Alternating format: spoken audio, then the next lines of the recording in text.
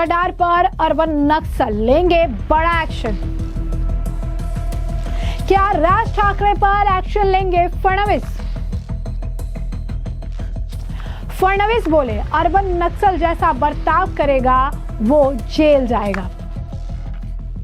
नमस्कार, मैं अजय विश्वास, स्वागत है आप सभी का हमारे चैनल में।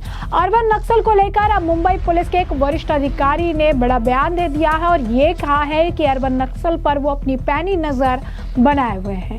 मुंबई पुलिस के वरिष्ठ अधिकारी ने कहा है कि शहरी नक्सलवादियों का अस्तित्व नकारा नहीं जा सकता है और पुलिस द्वारा उनकी गतिविधि पर कड़ी नजर रखी जा रही है। उन्होंने बताया है कि पुलिस सतर्क है और जरूरत पड़ने पर कार्रवाई करेगी। उन्होंने ये भी कहा कि मॉनसून सत्र में पारित महाराष्ट्र विशेष जन सुरक्षा विधेयक 2024 का उद्देश्य खासकर शहरी नक्सलवाद और निष्क्रिय उग्रवाद समेत वामपंथी उग्रवादी संगठनों की अवैध गतिविधियों पर रोक लगाना है। इस विधेयक के कड़े प्रावधानों की नागरिक संस्थाओं और विपक्षी दलों ने आलोचना की थी। आपको बता दें कि पत्रकारों के साथ अनौपचारिक बातचीत के दौरान पुलिस के एक अधिकारी ने बताया कि आतंकवाद मुंबई पुलिस की सबसे बड़ी चुनौती है।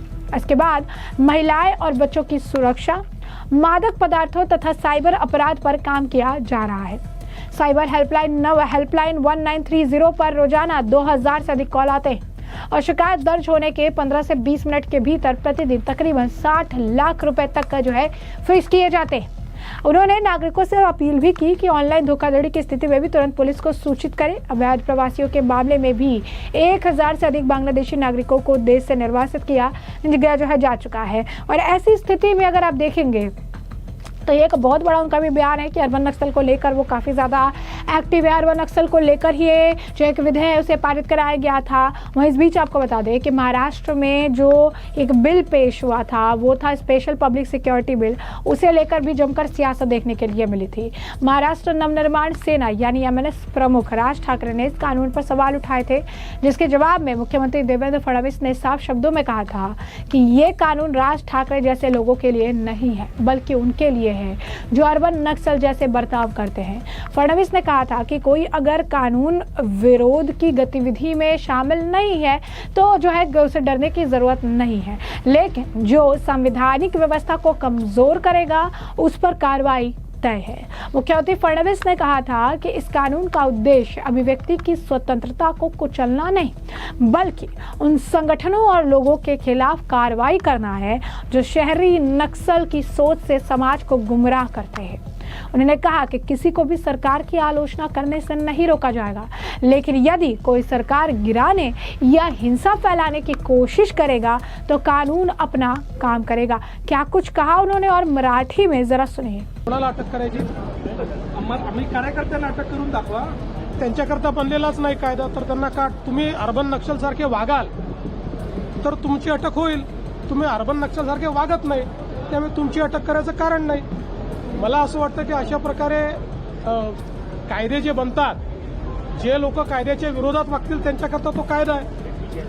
आंदोलनकांच्या विरुद्ध हा कायदा नाही, सरकारच्या विरुद्ध बोलायच्या याच्यामध्ये पूर्ण मुभा आहे, त्याच्या विरुद्ध हा कायदा नाही। त्यामुळे मला असं वाटतं की अशा प्रकारचे जे काही कमेंट्स आहेत हा कायदा न वाचता केलेले कमेंट आहेत। तो जैसा कि आपने सुना, साफ तौर पर कहा कि अगर आप कानून विरोधी गतिविधियों में संलिप्त नहीं है तो आपको डरने की जरूरत नहीं है, ना ही आपके लिए है तो आप किस बात से डर रहे हैं। हालांकि विपक्षी दल और मानवाधिकार कार्यकर्ता इस कानून को अभिव्यक्ति की आज़ादी और लोकतंत्र पर हमला बता रहे हैं। उनके मुताबिक इस कानून में कई धाराएं इतनी व्यापक हैं जो किसी भी बयान, लेख, विचार को अवैध गतिविधि करार दे जा सकती है। अवैध शब्द की परिभाषा में किसी भी ऐसे शब्द, संकेत, लेख या प्रदर्शन को शामिल किया जा सकता है जो शांति और सार्वजनिक व्यवस्था के लिए खतरा बने। वहीं आपको बता दें कि इस बिल को लेकर ऐसे भी प्रावधान है कि किसी को भी संगठन का सदस्य होने पर बिना वारंट गिरफ्तार किया जा सकता है। यानी अर्बन नक्सल पर लगाम लगाने के लिए ये पूरी तरीके से इस बिल को तैयार किया गया था और यही कारण है कि विपक्ष उस मामले को लेकर बौखलाया नजर आया था। सजा के तौर पर 2 से 7 साल की जेल और 2 से 5 लाख रुपए तक जुर्माना भी हो सकता है। सरकार का ये भी तर्क है कि छत्तीसगढ़, तेलंगाना, उड़ीसा जैसे राज्यों में पहले से ऐसे कानून है और महाराष्ट्र को भी इस खतरे से निपटने के लिए मजबूत कानूनी आधार चाहिए होगा। अब ऐसे में अर्बन नक्सल के बारे में थोड़ा और जान लीजिए। अर्बन नक्सल जो शब्द है वो महाराष्ट्र के हाल के वर्षों में काफी चर्चा में रहा है, खासकर राजनीतिक और सामाजिक संदर्भ में। यह शब्द आमतौर पर उन व्यक्तियों या समूहों के लिए उपयोग किया जाता है जिन पर शहरी क्षेत्रों में नक्सलवादी विचारधारा को बढ़ावा देने या उससे जुड़े होने का आरोप लगता है। महाराष्ट्र सरकार ने इस संबंध में कुछ महत्वपूर्ण कदम उठाए हैं। विशेष रूप से महाराष्ट्र विशेष सार्वजनिक सुरक्षा अधिनियम 2024 यानी Maharashtra special public security act के माध्यम से महत्वपूर्ण घटनाक्रम समझिए।